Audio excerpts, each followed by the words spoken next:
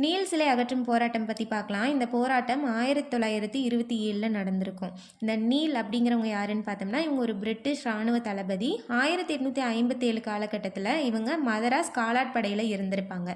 1857 என்ன நடந்திருக்கும்? பெருங்கிளர்ச்சின்னு சொல்லப்படுற சிப்பாய் கழகம் நடந்திருக்கும். அதை அடக்கிறதுக்காக அங்கே நிறைய இந்தியர்களை கொன்று குவிச்சவங்க தான் இந்த ஜேம்ஸ் நீல். அப்படிப்பட்ட இவங்களுக்கு ஆங்கிலேயர்கள் சேர்ந்து சென்னை மவுண்ட் ரோட்டில் ஒரு சிலை வச்சுருப்பாங்க.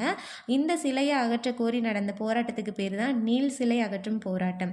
இந்த போராட்டத்துக்கு தலைமை தாங்கினவங்க யாருன்னு பார்த்தோம்னா SN சோமையா அப்படிங்கிறவங்க. அவங்கள ஆங்கிலேயர்கள் கைது செய்ததுக்கு அப்புறமா அதுக்கு தலைமை தாங்கினவங்க காமராஜர். இந்த போராட்டத்தில் ஒரு பெண்மணியும் இருந்திருப்பாங்க. அவங்க பேர் பத்மாசினி அம்மையார், மதுரையை சேர்ந்தவங்க.